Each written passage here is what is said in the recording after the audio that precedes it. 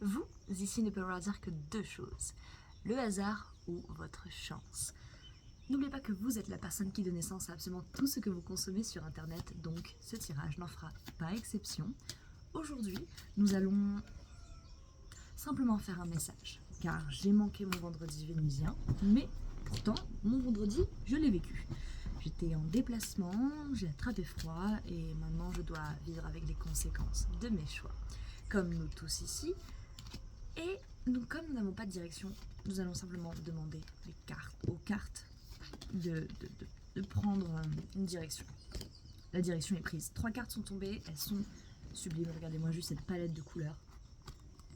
Alors oui, c'est vrai que je suis en contre-jour aujourd'hui, mais je voulais me mettre comme ça. Parce que je me sens comme ces nuages blancs, c'est-à-dire à ça de pleuvoir. Quand je dis pleuvoir, c'est le pic du coup de froid que j'ai attrapé. Je pense également que c'est le bon moment pour partager un petit peu comment je considère la maladie. Pour ce qui est en tout cas petits, des petits soucis, des coups de froid ou alors de la fièvre, du rhume, enfin en général ce sont des symptômes du coup de froid. À mon sens, c'est une forme d'update du système. Donc à partir du moment où tu as attrapé un coup de froid, ton corps, dès qu'il couvre le truc, il est aussi en train de se battre pour que ça progresse, que ton corps, on va dire, gagne cette bataille. Parce que le corps est en constante régénération. D'ailleurs, c'est pour ça que pour les personnes qui s'y connaissent un petit peu sur comment faire du muscle, build du muscle, vous avez aussi conscience que pour faire des avancées en sport, on invite du coup le corps à faire un effort constant, mais également toujours un peu plus loin que ses propres limites, pour qu'il puisse ensuite se régénérer avec une sorte de meilleure structure. Oui, on déchire les muscles et puis ensuite, avec le repos, ils se réparent et puis après ils deviennent plus forts, plus denses. Et bien, c'est un petit peu comme cela que je vois également les coups de froid. Une update système et une opportunité justement d'améliorer mon système immunitaire. Et quand je dis améliorer en soi, moi je ne fais rien, mon corps fait tout. Le corps et sa sagesse intérieure, on va dire que c'est une bonne manière pour moi de voir un petit peu comment mon corps, dans tous les cas, gère un degré où mon cerveau tout seul ne pourrait simplement peut-être pas s'attaquer à toutes.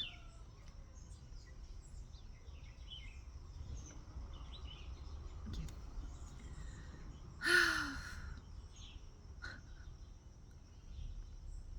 Je suis très reconnaissante pour mon corps et mon cerveau qui font beaucoup de choses dans le background et qui gèrent. Parce que vous savez très bien que quand on est malade, quand on est blessé, notre corps se bat. Il se bat pour continuer à vivre, pour survivre, pour guérir. Les cartes qui sont tombées sont la carte de l'ange avec l'angélite, chakra de la gorge et chakra couronne, carte numéro 2, la pierre de lune avec les cycles lunaires, carte numéro 28, chakra couronne, mes voisins qui rentrent, l'okanite, schéma des vies intérieures, tous les chakras, et carte numéro 30. Nous avons 2, 2, 8, 3 et 0. Ok.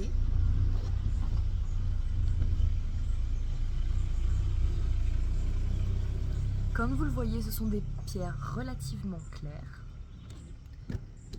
avec évidemment des touches de bleu, donc en rapport avec la communication, en rapport également avec l'expression, ce qui est très drôle étant donné que je me suis réveillée avec une gêne dans la gorge qui justement m'a fait penser que je n'allais pas venir ici faire un message.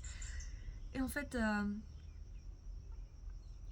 j'adore créer avec la contrainte et je pense que ce que je ressens actuellement dans mon corps peut être un merveilleux biais par lequel je peux délivrer un quelconque message. Quand je dis quelconque, c'est parce que je n'ai aucune direction comme à mon habitude, total freestyle. Donc, premièrement, ce que je remarque, c'est l'idée du cycle. Parce que le cycle lunaire et le schéma de vie antérieure, quand on parle de vie antérieure, on parle avant tout simplement de cycle de vie, mort-vie. Donc, pour les personnes qui pensent que leur âme, justement, pourrait être éternelle et que la réincarnation, ici, dans un corps, fait partie de ce cycle, et non pas forcément... ce n'est pas forcément la seule chose qu'ils aient vécue de toute leur existence, mais nous n'avons pas forcément besoin de nous atteler à savoir ce qui s'est passé dans le passé si on peut simplement se baser sur ce qu'on a appris dans ce cycle de vie, mort-vie à l'instant T, dans cette vie. Et quand je dis vie, mort-vie, c'est vraiment ce qu'on ressent quand, vous voyez, on ne peut plus respirer par le nez quand on a le nez bouché et qu'on se dit « Ah, c'était trop bien quand j'avais un nez qui me permettait de respirer librement » et qu'on se rend compte de ce qu'on perd quand on ne l'a plus. Donc, je pense qu'on a tous vécu assez de hauts et de bas, physiquement, émotionnellement, mentalement, pour réaliser justement à quel point ça fait du bien quand il y a quand nous n'avons rien à nous soucier about. Franglish, ça y est, ça commence. Donc, l'idée, c'est justement de voir avec du recul que, au lieu de ne jamais être content de ce qui se passe, on peut justement se rendre compte que, à certains degrés, si la vie est en constant changement, comment est-ce qu'on se place dans ce changement? Et c'est ce que je vois avec l'ange et le cycle lunaire. Alors, on va utiliser l'ange en tant que... Ce sera une métaphore pour l'humain ici, parce que l'humain, à mon sens, a le potentiel de faire du bien autant que de faire du mal. Et d'ailleurs, ces deux choses-là sont beaucoup reliées avec comment il va décider de s'exprimer ou de faire les choses. Parce que le chakra de la gorge parle de communication, d'expression de soi. Mais toutes les pensées... tous nos mots, toutes nos actions naissent d'abord dans notre esprit, en tant que pensée. Et toutes ces choses-là, en fonction de comment on décide de se concentrer sur certaines pensées plutôt que d'autres, peut nous mener à prendre un chemin plutôt qu'un autre. Même si toutes les choses n'est pas... Ok, il y a beaucoup de contrastes, et c'est important de ne pas voir les choses que en mode bien ou mal. Il y a une quantité astronomique de choix entre ces deux choses. Mais que, avec ce combo-là, ce qui est demandé, c'est de vous placer dans l'instant T comme étant non pas que le témoin, mais la personne qui décide de ce que vous faites avec ce que vous avez. Ce que vous faites avec vos propres cycles. Et c'est-à-dire, quand on parle de cycle lunaire, c'est le cycle de 21 jours. Il nous faut également 21 jours pour prendre une habitude. Donc, qu'est-ce qu'en 21 jours, vous pouvez désapprendre ou apprendre sur vous-même, sur la manière, par exemple, pour prendre mon cas, comment est-ce que je peux prendre la meilleure manière possible le fait d'être tombé malade et non pas de traîner les pieds. Je veux dire, évidemment, si j'ai besoin de passer une après-midi dans mon lit à juste dormir, je le ferai car c'est ce que mon corps m'a demandé et c'est peut-être la seule chose qu'on doit faire à ce moment-là, c'est demander à notre corps de jouer sa part du contrat, mais aussi à notre esprit d'écouter ce que notre corps demande de nous-mêmes. Waouh. Car avant tout, les choix que l'on fait, c'est un combo de notre esprit et de notre corps qui sont en fusion, ou pas. Des fois, les choix et ce que notre corps a besoin n'est pas cohérent avec ce que nous allons décider de faire au final. Par exemple, je prends un exemple, c'est pas le meilleur, mais on en a parlé avec une amie récemment, le fast-food. C'est une facilité, c'est quelque chose d'accessible, c'est quelque chose qui peut faire un gain de temps, mais que si tu fais ça pendant 21 jours, au bout de tes 21 jours, imaginons que le 22e jour, t'es juste plus assez d'argent pour te permettre un autre fast-food. Parce que ça coûte quand même... voilà. À ce moment-là, tu vas avoir deux options. Soit tu vas regretter d'avoir pris cette option tous les autres jours et de t'y être habitué. Ou alors, justement, tu réalises que tout ce que tu as fait avant, tu les as fait parce que tu pouvais, et que quand tu regardes maintenant ton point de vue dessus, c'est « Ah, maintenant je vais devoir trouver une autre solution ». C'est pas vraiment ce que je voulais dire, c'est pas vraiment... En fait, il n'y a pas que deux choix. là où je voulais en venir, c'est que le 22e jour, si tu ne peux plus t'offrir ton fast-food, va y avoir l'option va te faire à manger. Sauf que si en 21 jours tu as pris l'habitude que la nourriture te soit servie, qu'elle soit pas si bonne que ça, mais elle te soit servie, et que mais après t'as rien à faire, t'as juste à manger et c'est chouette aussi. Sauf que du coup, tu perds la bonne habitude de pouvoir composer avec ce que tu as, un repas qui puisse peut-être plus te substanter d'ailleurs qu'un fast-food, mais je pense que c'est une bonne métaphore. On va dire c'est un bon exemple pour tu deviens qu'est-ce que tu choisis de faire, ou alors tu deviens ce sur quoi tu décides de te concentrer.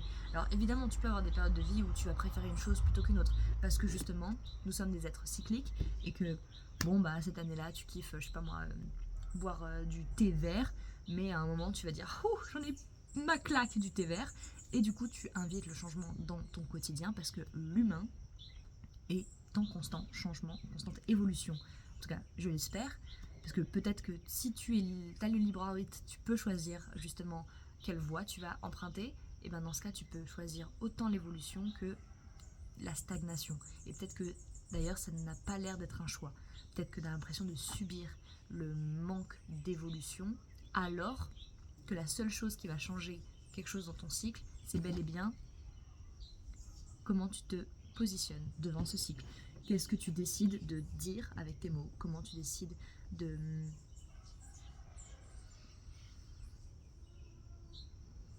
justement de travailler avec toi-même, parce qu'il y a toujours cette constante communication entre... alors je suis désolée, ma caméra fait tout, parce que je crois qu'elle essaie de trouver une mise à jour correcte.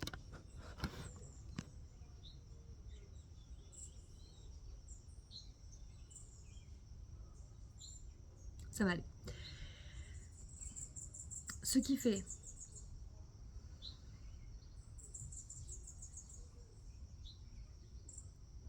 Ok.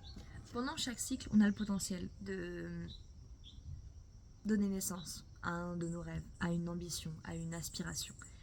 Et sauf que si on ne se rend pas compte qu'on a cette opportunité-là, il est possible qu'on la laisse juste s'en aller, qu'on la laisse passer, qu'on attende de notre vie qu'il se passe quelque chose d'important, alors que c'est à nous de créer le changement qu'on a envie de voir. Et soit le changement que tu veux voir dans ce monde, c'est littéralement parle en conséquence, agis en conséquence, et ne cherche pas forcément à avoir tout le monde de ton côté. Le monde extérieur a toujours un train de retard sur tes propres décisions. Et je dis pas qu'il a un train de retard parce qu'il devrait être à jour de toi. Non. C'est toi qui es la mise à jour. C'est toi qui mets à jour le système. Pas du monde, mais de toi. Et donc, de toi et de ta perception du monde qui en découle. Puisque quand on parle de schéma de vie antérieur avec cette carte, c'est également pour moi la somme de tout ce que l'humain porte avec lui. Par exemple, son passé, ses émotions lourdes, peut-être des choses que... 13 sur le timer. Des choses qui font un petit peu qui on est. D'ailleurs, il y a un livre que j'adore de Christophe Belleuil, Les histoires que nous nous racontons. Je crois que c'est bien ça. C'est un livre orange, il me parle beaucoup. Qui explique que la manière dont un humain se construit, comment l'humain, on lui apprend justement dès le plus jeune âge, la différence entre toi, moi, les besoins, mais aussi tout un tas aussi de croyances qui sont juste passées par les gens qui prennent soin de toi pendant tes 7 premières années et au-delà. Donc l'école également qui éduque les enfants, etc. Et donc toutes les choses qu'on finit par associer à nous en tant qu'individus et qu'on trouve ou non indissociables, c'est-à-dire qui font partie de qui on est selon notre propre définition de nous, notre propre, nos propres limites, ce qu'on est capable de faire, qui peuvent d'ailleurs tout à fait changer, c'est-à-dire que notre seule limite, c'est nous. Et si on a grandi en pensant que nos limites étaient définies de telle sorte, et peut-être que c'est le bon moment, aujourd'hui ou dès que vous le sentez, de se dire attends, peut-être que c'est pas toute la vérité. Donc, se construire, c'est bien, guérir, c'est bien, mais peut-être que beaucoup de ces choses-là passent par la déconstruction de ce qu'on croyait être vrai. Je vais continuer et clôturer sur 3 cartes de l'oracle Ekta, l'oracle de l'authenticité de nuit. Ouh, j'aime beaucoup la première carte qui est tombée, deuxième carte. troisième carte, s'il vous plaît. Non. Première carte, nous avons les mains jointes. C'est la deuxième carte de ce deck. Je dis pas souvent les numéros de ce deck. Là, ça me paraissait évident. Les mains jointes, c'est la carte la plus puissante en termes de symbolique et de mots-clés. D'ailleurs, j'aimerais toutes vous les lire, donc je vais prendre le petit carnet qui m'accompagne. Confiance, bien-être, épanouissement, sérénité, paix, harmonie, joie et lumière.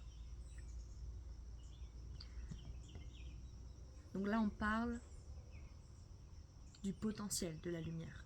C'est comme ce que je disais avec l'ange, c'est que le potentiel de l'humain, c'est pas forcément toujours va dans le bien, va dans le mal, va dans la lumière, va dans l'ombre. Pour moi, l'ombre est très importante. Mais c'est pas pour autant que je vais te dire va dans le chemin le plus sombre que tu peux, tu vas en apprendre quelque chose, tu vas voir la lumière au bout du tunnel. C'est pas vraiment ça. C'est que la manière dont tu fais confiance, la manière dont tu prends soin de ton bien-être, la manière dont tu choisis ton épanouissement, la manière dont tu choisis, même dans le stress, même dans la douleur, d'inviter la sérénité, la paix. Quand tu décides non pas d'éviter le conflit pour rester en harmonie, mais de disséquer le conflit, de rentrer dedans littéralement, avec justement ce point de vue de je suis une présence calme, apaisée, et j'invite ces énergies, ces archétypes dans la conversation, même dans le conflit, même quand ça devient difficile, tu deviens finalement le propre rayon qui transmute l'ombre en un potentiel plus lumineux. Mais c'est pas forcément la guerre entre la lumière et l'ombre, c'est pas du tout ça que je suis en train de dire, c'est pas l'un ou l'autre, c'est que les deux sont nécessaires pour créer un épanouissement durable. Parce que si tu cherches toujours à éviter la douleur, éviter le conflit, éviter la tristesse, éviter les claques dans la gueule ou les prises de tête, tu t'avanceras pas forcément plus vite, tu vois ce que je veux dire? Excusez-moi. La deuxième carte, le caducée.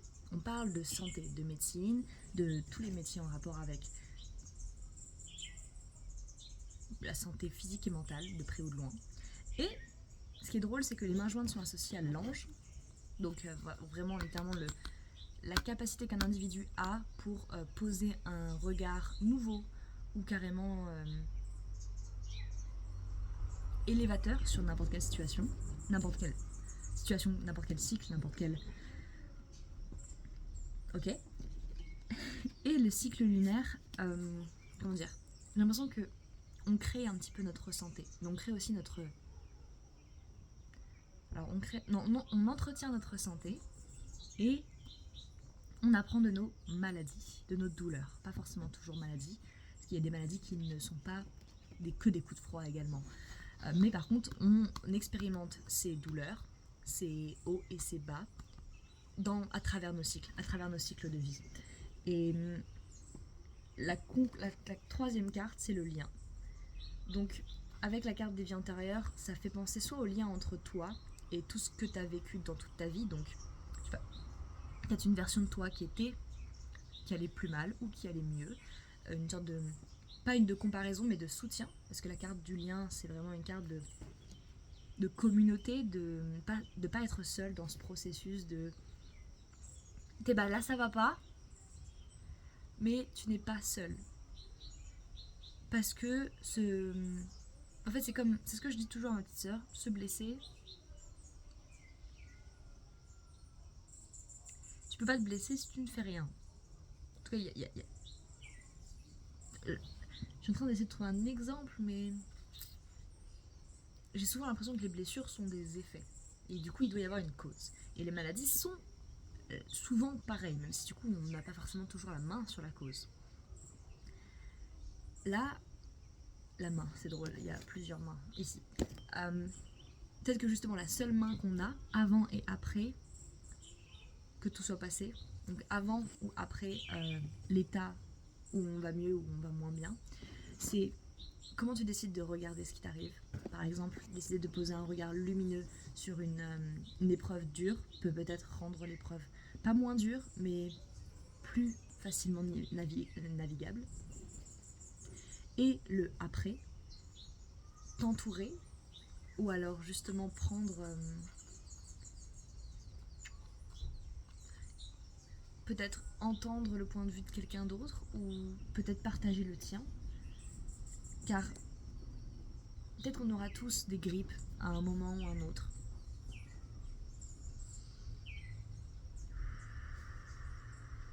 Ou d'autres maladies, évidemment. Je veux dire,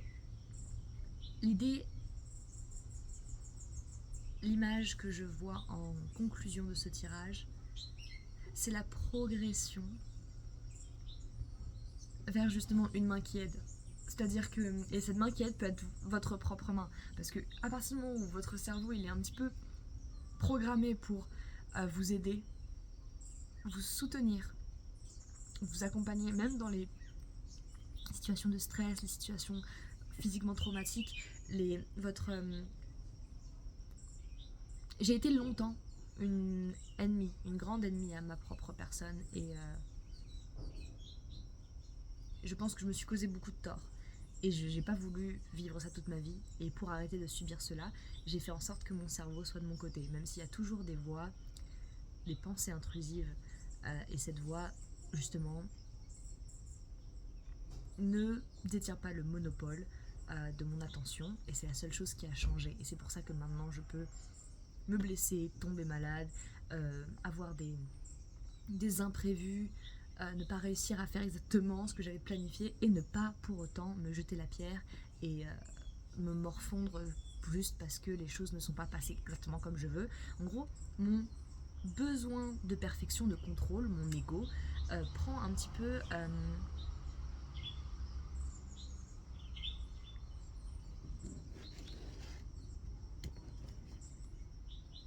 J'ai appris de toutes les fois où je me suis laissée malmener par une partie de moi qui voulait pas forcément mon bien, qui voulait me garder un petit peu en stagnation dans un cycle qui n'allait pas m'aider à progresser. Et du coup, maintenant, je vois d'autres possibilités, d'autres options. Et c'est ce que je vous souhaite également, car il y a de nombreuses portes disponibles dans votre esprit, dans votre manière de voir le monde. Et la plupart de ces portes n'existent tout simplement pas si vous ne vous ouvrez pas à la possibilité qu'elles puissent exister. Donc, maintenant, ma question est la suivante. Comment est-ce que vous arrivez à choisir la sérénité? Est-ce que vous arrivez à vous sentir serein au moins une seule fois dans votre journée? Est-ce que ça serait trop vous demander? Est-ce que vous pensez que c'est simplement hors de portée? Est-ce que y a-t-il quelque chose que vous pouvez peut-être commencer à exprimer de manière différente, de choisir vos mots différemment pour peut-être vous-même vous rassurer, inviter la paix dans votre dialogue interne? Comment est-ce que vous voyez justement les hauts et les bas de votre cycle? Ce sont des réelles questions, à vous de voir si elles vous parlent ou non, car ces vidéos sont avant tout des invitations à l'introspection, si les messages précédents vous ont parlé.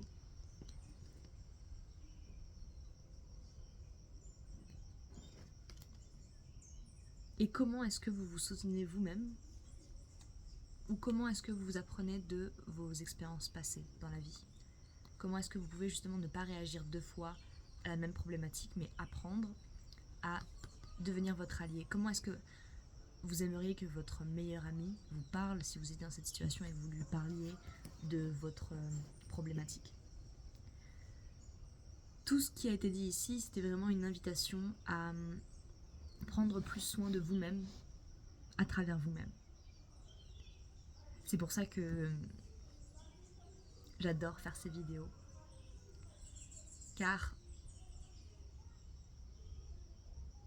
si vous êtes ici, encore maintenant, j'ai bon espoir que vous avez conscience que votre bien-être, votre épanouissement est important et qu'il crée avant tout un effet papillon ou un effet boule de neige plutôt sur votre environnement, les personnes qui vous entourent, les personnes qui vous aiment, les personnes que vous aimez, et également la manière dont vous êtes plus efficace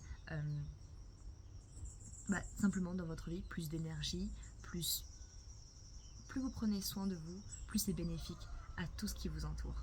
Et du coup, si chacun d'entre nous est dans cette thématique de prendre plus soin de soi, pas forcément justement que pour les apparences, pas que pour ah, je vais essayer de guérir comme ça je vais aller mieux. C'est pas toujours tout noir ou tout blanc.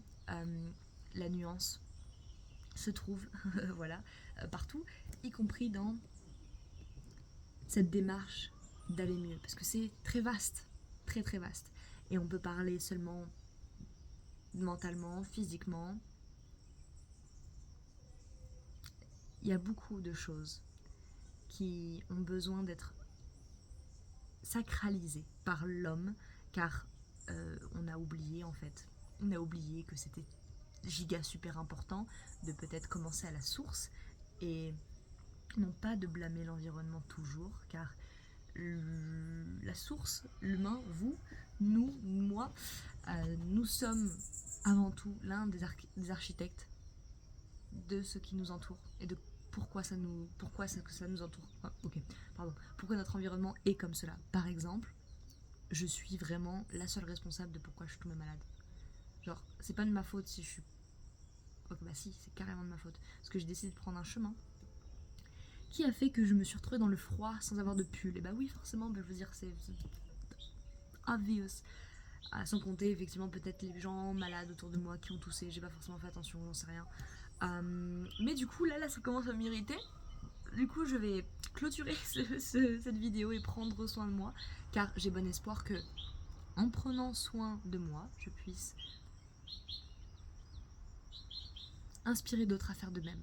Car depuis que je prends plus soin de moi, j'ai beaucoup plus d'espoir pour ce monde, pour les humains, pour l'humanité et pour la Terre, même si la Terre, elle, se sera sortie sans nous, il n'y a pas de souci. Donc, l'idée principale de ce message, c'est vous êtes important, que votre voix compte, que la manière dont vous vous exprimez a un impact et de l'importance. Donc, own up to it. Act as... Ok, as... act upon it. Act accordingly. Comment on dit ça en français? Un grand pouvoir implique de grandes responsabilités. Prenez soin de vous, on se voit à bientôt, hopefully. Take care.